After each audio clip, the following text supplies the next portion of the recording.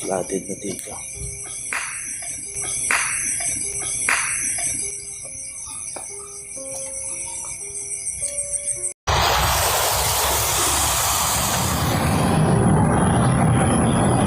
Puntahan naman natin guys.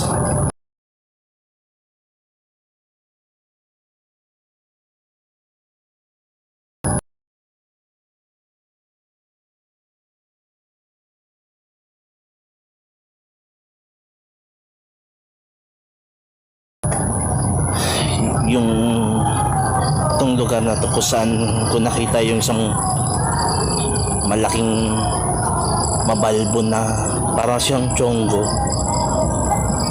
Tapos nagbabike ako dito papunta sa bahay ng tropa ko. Biglang gusto niya akong kunin. Guys, kala ko nga naka-jacket siya eh.